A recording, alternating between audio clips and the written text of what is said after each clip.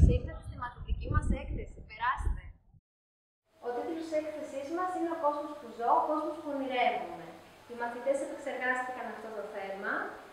Γενικά έχουν μια πάρα πολύ θετική εικόνα για τον κόσμο μας. Είναι πολύ χαρούμενοι που ζουν σε αυτόν. Ωστόσο, έχουν εντοπίσει ότι το δελτίο ειδήσεων δεν τους κάνει τόσο χαρούμενους, διότι βλέπουν όλα αυτά τα περιστατικά που συμβαίνουν γύρω μας, αλλά και εδώ στο νησί μας. Οι μαθητές έχουν γράψει κάποια σχόλια, αλλά κυρίως έχουν ζωγραφίσει για τον κόσμο που ζουν, αλλά και τον κόσμο που ονειρεύονται. Η έκθεση έχει δομηθεί σε δύο επίπεδα.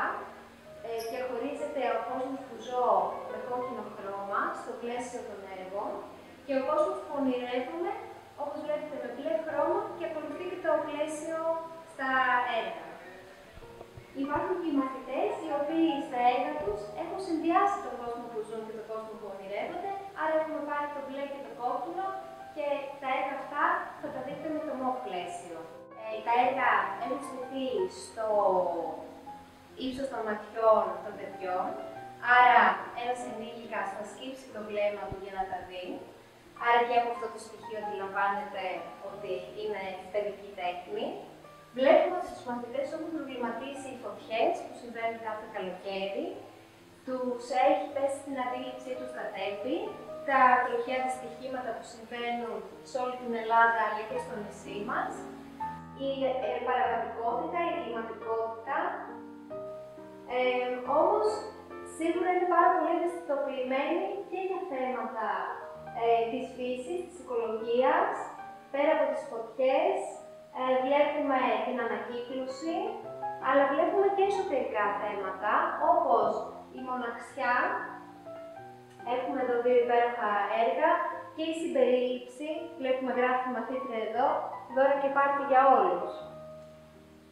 Το μήνυμα είναι πάρα πολύ θετικό στις έκθεσεις, χαρούμενη γη, ίσον χαρούμενοι άνθρωποι. Ο θεατής αρχίζει από την πραγματικότητα, περνάει στις ενδιάμεσες εικόνες και καταλήγει στον κόσμο που ονειρεύονται οι μαθητές. Αυτό είναι το αγαπημένο μου σημείο στην έκθεση. Όσο ο επισκέπτης μπορεί να έρθει σε επαφή με τα έργα, να τα ακουμπήσει, να τα δει για όση ώρα θέλει, από όποιο ύψος επιθυμεί, να τα δείξει και να τα ανταλλάξει με τους υπόλοιπους επισκέπτες, όπως ακριβώς κάνουν και οι μαθητές όταν τα δημιουργούν. Άρα, να έχει μια εμπειρία παρόμοια με αυτή αυτών.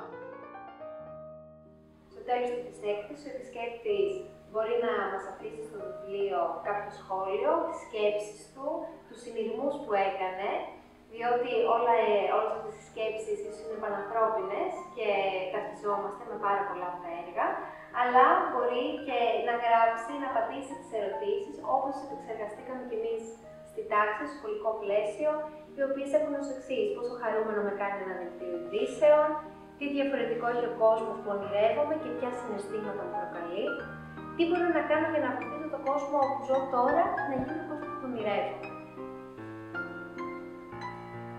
Η έκθεση αποτελεί ένα συλλογικό έργο, γι' αυτό θα ήθελα να ευχαριστήσω την Ένωση Εκπαιδευτικών Εικαστικών Μαθημάτων και ιδιαίτερα τη Ζωή Χατζή, που είναι η ψυχή της Ένωσης, η οποία μέσα από την Ένωση προέκυψε αυτό το θέμα της έκθεσης και παρόμοιες εκθέσεις με αυτήν, με το ίδιο ακριβώς θέμα, πραγματοποιούνται σε πάρα πολλές πόλεις της Ελλάδας.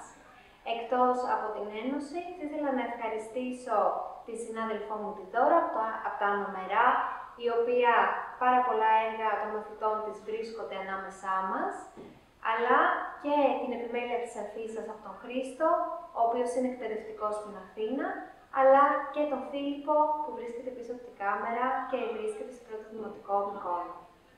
Ελπίζω να απολαύσετε την έκθεση.